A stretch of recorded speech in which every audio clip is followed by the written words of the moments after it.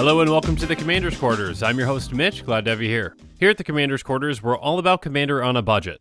Today's episode is going to be a Commander quick take. On episodes like these, I give you my initial take on a newly spoiled Commander from an upcoming set. I'm going to be talking about a potential direction to take that Commander and possible cards to use for that build.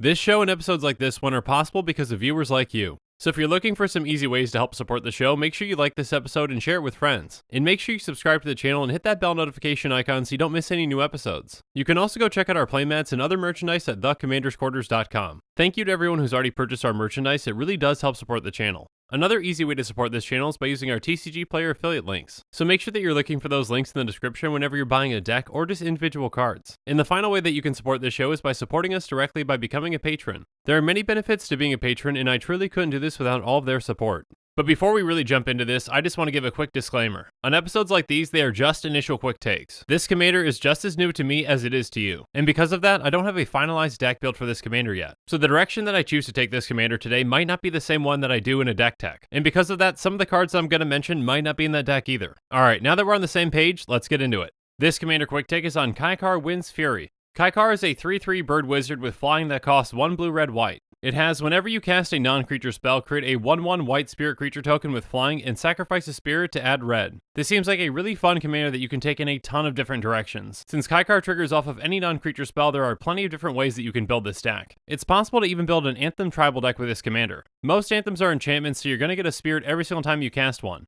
And then those spirits are going to grow into even bigger threats every single time an Anthem comes into play. Even though that might be a very fun way to build this commander, I don't think it's the most effective. I think a more effective way is to use those spirits as a free source of mana, so every time you cast a non-creature spell, you basically get to add red to your mana pool. These spirits can easily help you storm off and win the game with the right build. And again, there's actually multiple ways that you can take this storm build with Kykar. You can choose to do a Spellslinger build or do an Artifact Storm build. In my opinion, for a budget build, I think the Artifact deck is just more effective. There are plenty of cheap artifacts out there that we can really take advantage of to storm off. So we're of course going to be running some efficiently costed mana rocks like Prismatic Lens. Not only does this help us ramp, but effectively pays for itself when our commanders in play. Not only can it tap right away, but we can also sacrifice the spirit that it creates for extra mana. On top of mana rocks, we're also going to be running some cards that help reduce the cost of our artifacts like Joyrose Familiar. These help us more easily cast our artifacts and even cast some for free. So at a certain point, we're essentially going to be gaining mana anytime we cast an artifact. And then we can use artifacts that replace themselves like Guild Globe to keep us going. And we're also going to be using spells like Artificer's Assistant, Riddlesmith, and Jeskai Ascendancy to help us dig through our deck. So anytime we cast an artifact with one of these in play, we're going to get an extra benefit. The Assistant helps us get dead cards off the top of our library. And then Riddlesmith and Jeskai Ascendancy can help us replace any dead cards in our hand. On top of that, if we're set up correctly, we can even win with Jeskai Ascendancy.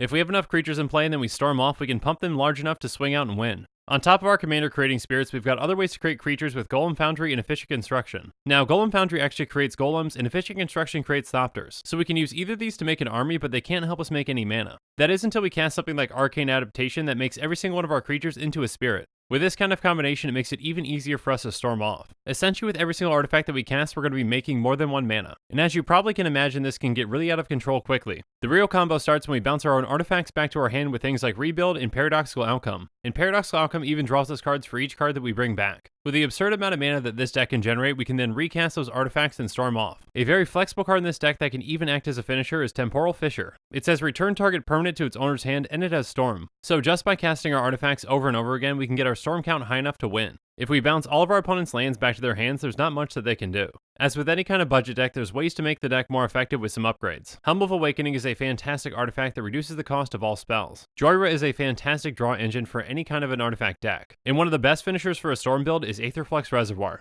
Kykar looks like it's going to be a lot of fun to build around, and again, there are tons of directions that you can take it. But I really want to hear your thoughts on this take, so why don't you let me know in the comments below. And make sure that you're following us on social media for more updates and sneak peeks on future episodes. Links to our social media accounts can be found in the description. Also in the description below is a link to the Commander's Quarters Patreon page, and I just want to say a quick thank you to the patrons who have subscribed so far. There are many benefits to being a patron for the Commander's Quarters, including being able to vote on future commanders for deck techs. There's even a general level tier where you get your own personalized deck tech dedicated to you. I truly couldn't do this without all of your support, so from the bottom of my heart, thank you. If you haven't already, make sure that you like and subscribe to the channel. And while you're at it, check out some of our other episodes on budget deck techs, Quest for Quarters episodes, Commander topics, and Creators Quarters. And with that, I'm out of here. Thanks again, and have a good one.